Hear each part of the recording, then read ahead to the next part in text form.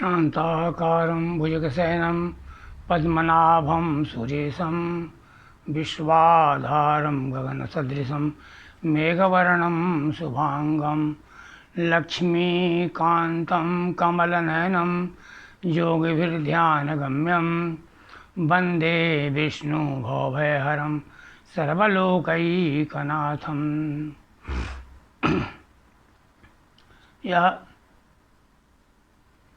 धर्मशास्त्रीय व्याख्यानमाला जो चल रहा है वह बहुत छोटे छोटे रूप में, परंतु बहुत ही हृदयंगम करने वाला वस्तु आप लोगों को बता रहे हैं। इसे हमेशा ध्यान रखने योग्य है और इसे अधिक से अधिक लोगों में आप इसे बतावें, सबके जानने के लिए है। अधिक से अधिक लोगों में शेयर करें, सब्सक्राइब करें, ज़्यादा से ज़्यादा लोग जानें। आज हम बताने जा रहे हैं, यदि कोई किसी के यहाँ कोई अनुष्ठान चल रहा है, कोई पूजा पाठ जप तप इत्यादि ब्राह्मण के द्वारा कोई अनुष्ठान प्रारंभ है, चल रहा है, उनके घर में चल रहा है या किसी मंदिर में चल रहा है या अन्य जगह चल रहा है या किसी सगोत्र वाले के घर में चल रहा है, और ऐसी स्थिति में यदि किसी का मृत्यु हो जाता है तो क्या करना चाहिए?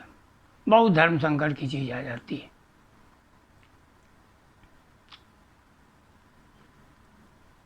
तो ऐसी स्थिति में क्या करें?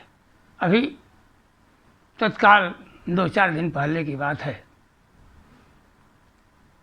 एक सज्जन गोरखपुर के थे। उन्हें पति पत्नी दोनों को कोरोना हो गया था और उन्हें दिल्ली में भर्ती करा दिया गया था। कोरोना के निमित्त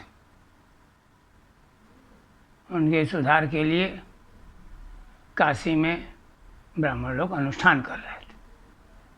अचानक एक दिन पति की मृत्यु हो गई। बीच में उनके रिश्तेदार यहाँ पर जो करा रहे थे, उन्होंने कहा कि गुरुजी इसको बंद कर दीजिए। ठीक है। कुछ समय बाद हुआ कि उनकी पत्नी तो अभी जिंदा है, हो सकता है वहीं जिंदा रह जाए, इसको कराइए। फिर उन्हें राय दिया गया कि इसका संकल्प तो हो ही गया है और संकल्प को पूरा होना चाहिए। यदि बीच में खंडित करते हैं तो वह पुनः शुरू करके और करना पड़ेगा, तो वो और बृहद स्वरूप हो जाएगा, इसलिए इसको पूरा कर दिया गया। संयोग से जिस दिन अनुष्ठान पूरा हुआ उसी दिन उनकी पत्नी का भी निधन हो गया। तो यह बहुत धर्म संकट पड़ जाता है कि ऐसी स्थिति में क्या किया जाए। तो इसका निर्णय हमारे ऋषियों ने दिया है। कालादर्श और विष्णु रहस्य नामक ग्रंथ में इसका वर्णन है, जो निर्णय सिंधु में इसका वर्णन आता है। पूर्व संकल्पितम यच्च व्रतम शून्यधा व्रतई तत्कर्तव्य नरहि शुद्धम दानार्चन विवर्जितम।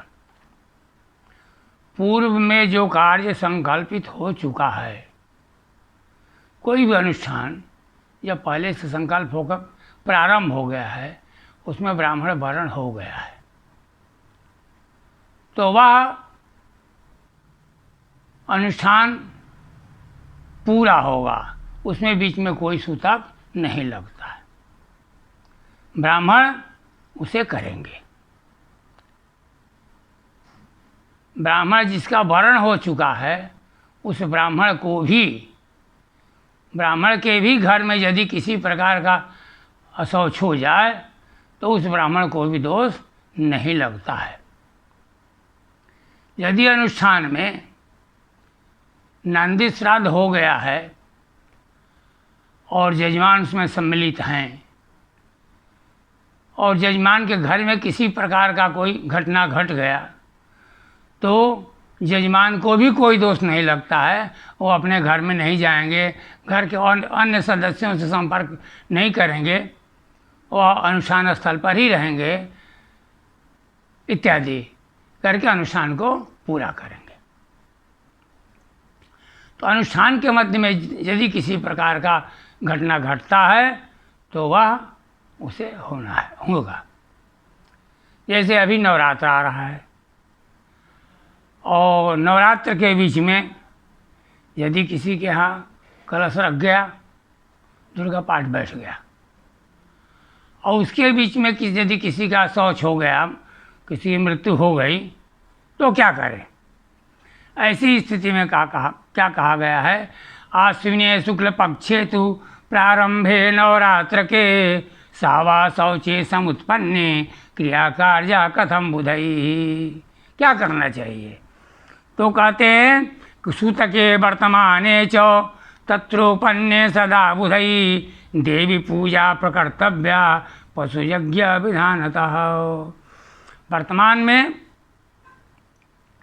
यदि सूतक उत्पन्न हो जाता है उस कार्य में तो ब्राह्मण उस कार्य को करे और विधिवत उस पूजा को करे, उसमें किसी प्रकार का व्यवधान नहीं होगा।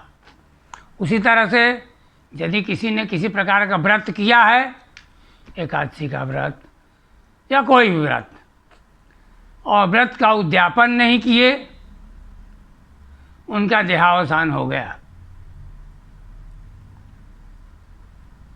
ऐसी स्थिति में व्रत का क्या होगा? तो वो यदि मर जाते हैं तो उस व्रत का उद्यापन उनके जो बच्चे हैं, उनके जो संतान हैं, उनके जो धन को ग्रहण करने वाले हैं, वो उनके व्रत का उद्यापन करेंगे।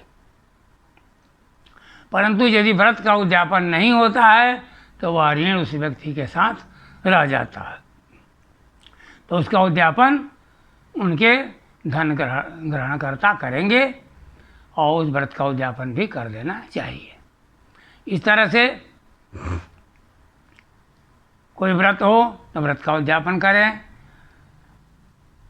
और जो कोई अनुष्ठान प्रारंभ हो गया है, अनुष्ठान को बीच में तोड़ना नहीं चाहिए।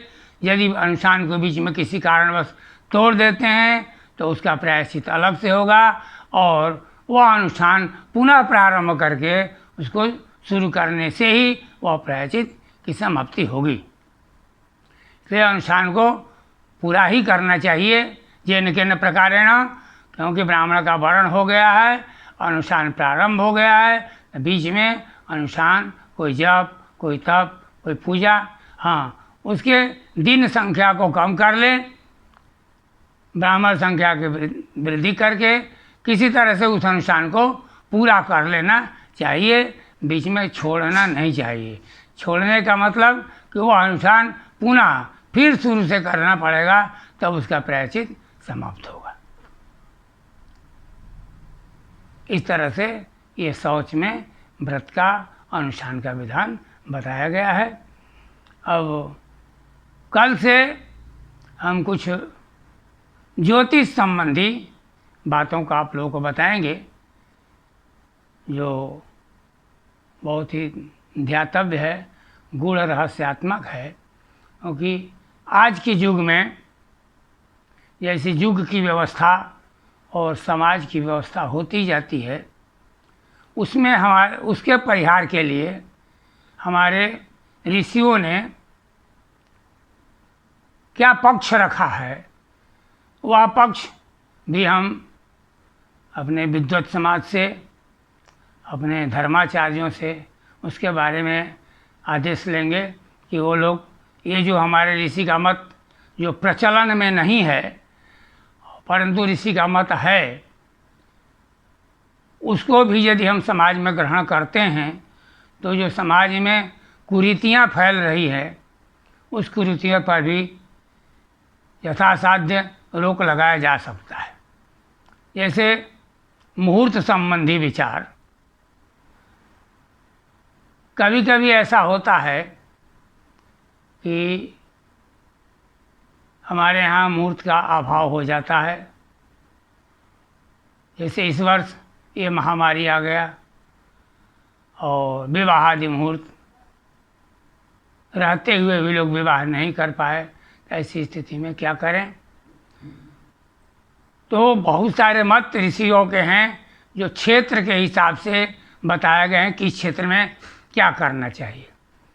वह व्यवस्था तब था जब सभी लोग सब जगह नहीं पहुंच पाते थे, आने जाने का साधन संसाधन नहीं था,